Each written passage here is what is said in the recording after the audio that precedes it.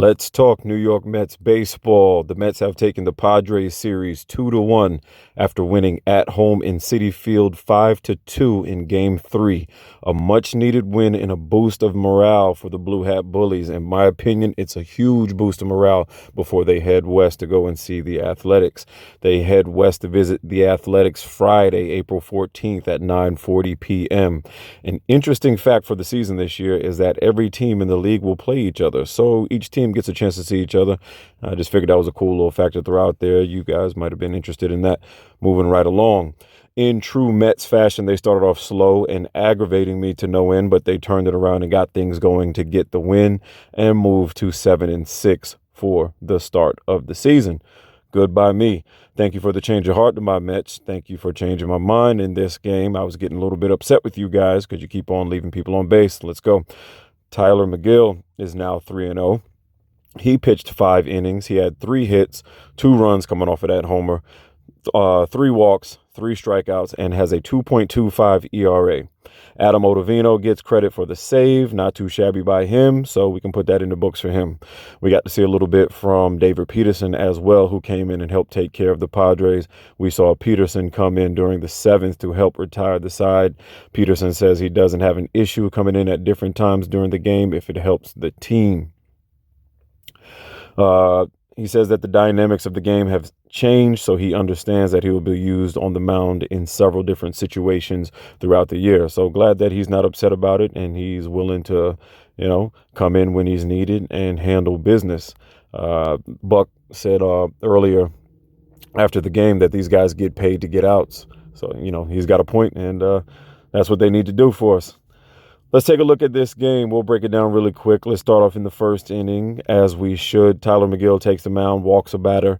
Then Juan Soto hits a 2-run homer, 2-0 Padres early on. They get out to a quick jump, quick lead, and I'm flabbergasted at this point.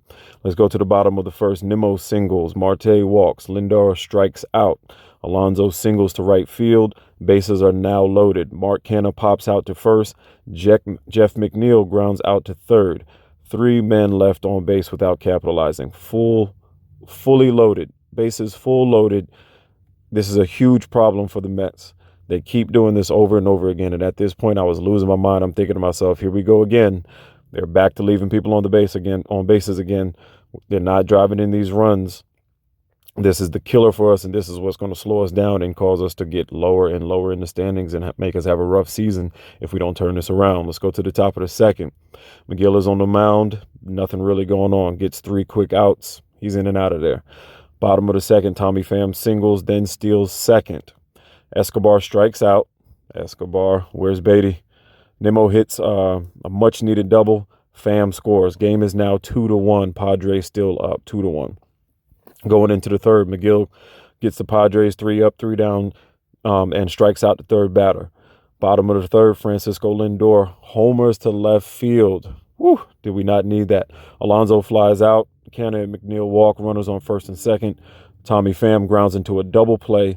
Mets leave 2 on base. Typical story so far. Here we go again. More players left on base. But we got that homer from Lindor. I mean, we'll take it. Glad that Lindor sent 1 yard, man. We really needed it. Fourth inning, McGill gets into a little bit of trouble, has runners on first and second. Both of those batters hit singles, but he's able to get out of the inning with no further damage, no runs scored. Bottom of the fourth, we did nothing. Mets were quiet. Top of the fifth, McGill gets out of the inning fairly easily. There was a mound visit in between after 2 outs, I believe, and then he got Machado to line out to Nimmo in center field. Bottom of the fifth, Marte and Lindor go down. Big Meat Pete Alonso goes yard to center field to put the Mets up 3-2. Not really nothing else in the inning. I don't really need anything else. That's fine. I'll take a homer. I'll take somebody going yard. Shout out to Big Meat Pete. We appreciate it. Top of the sixth, Brooks Raley replaces Tyler McGill. Brooks struggles. After a double by Juan Soto and hitting Jake Cronenworth, Buck decides to get Raley out and sends in Drew Smith to finish the inning. Bottom of the sixth, Jeff McNeil and Tommy Pham walk. McNeil gets a steal. Mets are third in the league in steals, at least going into the game. Not sure what they are right now, but going into the game, they were third in the league in steals. So them boys are moving some bases, huh? Escobar lays down a sacrifice bunt and is able to get to first after Brent Honeywell bobbled the play. Tomas grounds into a double play after that, and then Brandon Nimmo singles and drives in a run. Nimmo had 3 hits with 2 RBIs on the day. Excellent showing from Nimmo. I think he was named player of the game.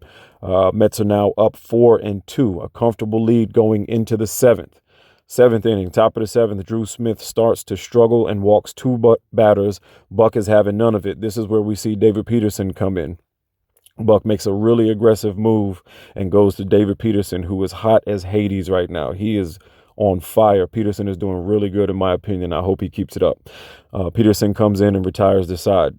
Bottom of the 7th, Lindor grounds out. Big Meat Pete walks. Canner strikes out. Then McNeil walks. Alonso on second, McNeil on first. Tommy Pham singles on a ground ball to left field, driving in Pete Alonso. Mets are now up 5-2 going into the 8th. Tommy Pham, oh man, his bat's been coming in handy every once in a while here and there. We saw him have the homer the other day that helped us get the win. So much love to Tommy Pham. Thank you for that. Mets are up 5-2 going into the 8th. 8th, Robertson struggles just a little bit, allows runners on first and second, but is able to retire the side with no runs scored. Mets really do nothing in the bottom of the 8th. Then we go into the top of the 9th.